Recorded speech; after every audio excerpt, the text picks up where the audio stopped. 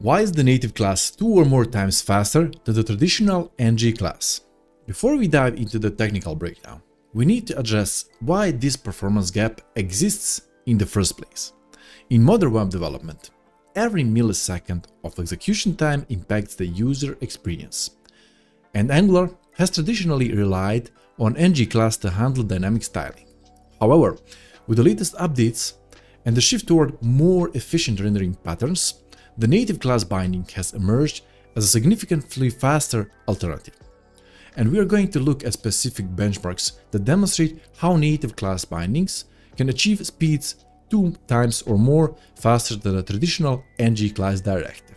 And by the end of this video, you'll see the data from Chrome DevTools profiling that proves why making this simple switch can drastically reduce the overhead in your change detection cycles.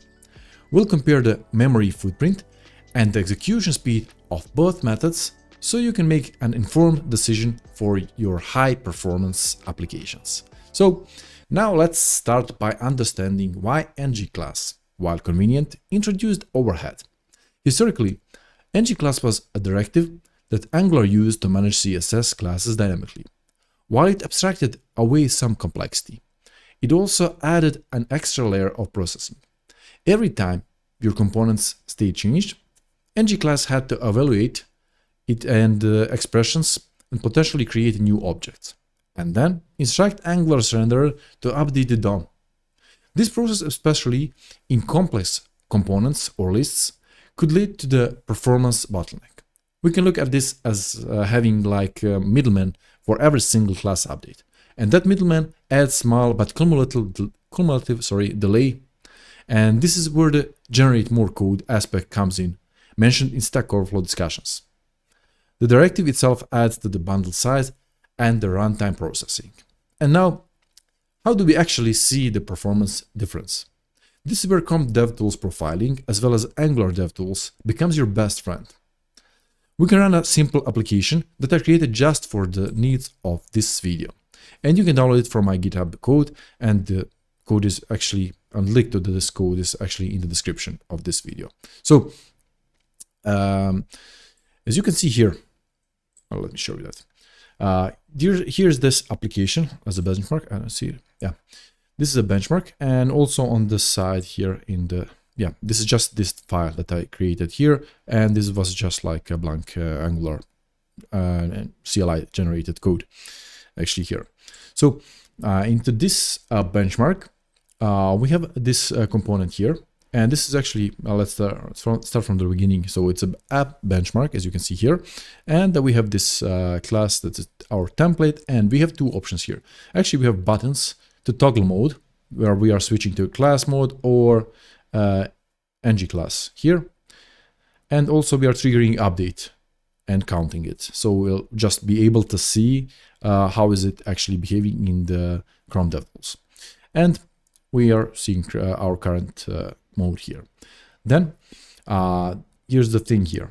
So we are checking some of our items. I'll show you later on the items, but we are checking if the class mode is actually NgClass, and then showing this NgClass component here, actually NgClass properties for the NgClass styling. And if it's not, that means that we are using native class. We are using these class bindings as this. So at first, this one looks like an easier option and more developer friendly, and also looks like this is not some overhead here. So, but you can see like object properties, and that's it. And this one looks a bit like more things to add, but in the end you will see what's going on here. Then we are having just our style classes here, and we have this benchmark component. So this benchmark component is just to generate 2000 items here, sorry, to stress change detection. And also we are counting to retrigger the recomputation, sorry, here. And we have an array of 2000 items and randomly generating things here on the screen.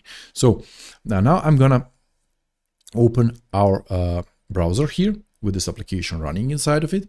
So you can see it here. So we're using port 42 localhost 4200, and here we can see this application. So the application has the option to switch to native or switch to NgClass here, and we can trigger this change detection with both of these methods. So we can see which one is here. So I'll just reload this and see to reset this change detection here. Now right click, inspect, and then on the right side I'll open this profiler. Actually, I'll go here and click on this plus and use the Angular DevTools. So if you don't have Angular tools, you can download it from web store for Chrome extensions. It is this extension here at the top. So it's active. Now inside of it, we can just click this record button and to start recording our events. So when I click on it, I'll just switch to NgClass, and then we can see this here, and it says it shows the time spent here. Then I'll just trigger change detection, and we can see this here, time spent on retriggering. Then I'll retrigger it again and again and again. Then you can see these bars here on this graph showing like this. After that, I'm gonna switch to the native class. Just I click here and switch to native class. So we can compare these two. The first we see this one for the NgClass, and this one is for the native class. Then I'm gonna trigger change detection again here. So when clicking, you see these bars, they're greens. So I'll click again, and I'll click again, and I'll click again. So now we are able to compare these. So the first ones here were related to the NgClass, and these here are related to the class. So the first iteration here spent 35.6 milliseconds, and the first on the class that is native here spent like 15 milliseconds. So it's twice as faster than the first one here. So we can see it here. You see the details here. Okay, yeah, I'll just stop this. So you can actually play with these things here. Also, you can go to the profiler of the Chrome DevTools application, memory, performance, and then you can check all of these things here and compare them and play with them. So I'll try to make this video as short as possible just to show the things.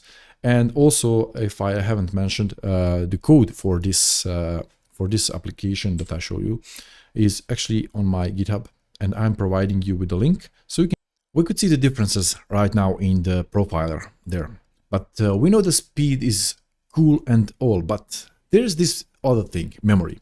It's a bit of headache.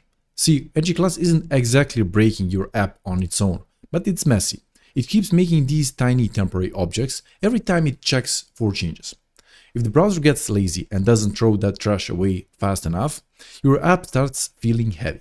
Or worse, if you have got some weird logic tucked inside the expression, it might just hang onto stuff it shouldn't. So in that way, the native class bindings are better. They just talk to the DOM directly. No middleman, no weird internal pileups every few seconds. It's just cleaner way to do the things. You won't see that random memory bloat, which is huge if someone keeps your app open for hours. It basically just stops the memory from getting cluttered with junk you don't need. The fundamental reason for this performance gain lies in the direct DOM property manipulation. Angular 21 and even earlier versions have been moving towards more efficient ways to interact with the browser's native APIs. With the native class bindings, like class.myClass equals some conditioner or class equals my classes, Angular directly sets the class name property on the DOM element, and there's no intermediary directive to parse, no complex object to construct, and no extra change detection cycle specific to the directive. It is direct one-to-one mapping. And this is why sources like Dev2 and Medium articles highlight performance gains and also reducing the overhead, and the cleaner code reduces Angular-specific abstractions. This direct approach is not only faster, but also simplifies debugging. As you're dealing directly with the standard DOM properties, the Angular team has even prepared a migration schematic to automatically convert NgClass usages to native class bindings, emphasizing this shift actually. So if you want to move and migrate, you can use this ngGenerate at angular/core column manual-setup-ngClass-to-class, and then you'll be able to migrate NgClass to native class. So there you have it.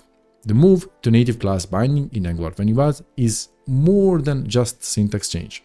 It's a significant performance optimization that can make your application up to 2 times faster by understanding the benefits of direct DOM manipulation, reduced overhead, and improved memory management.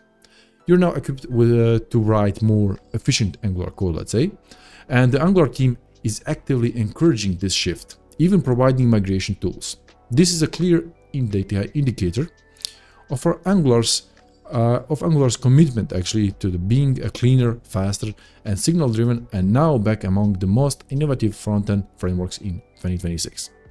If you found this deep dive helpful, make sure to hit that like button, subscribe for more videos like this regarding the Angular, and let me know in the comments if you already started migrating your projects. And speaking of staying ahead, you absolutely need to check out this next video on Angular MCP. It's all about how Angular MCP helps you do better and faster coding, following the latest trends and also documentation. It's crucial for you to keep your skills sharp and your application cutting edge. Thanks for watching and see you in the next one. Bye.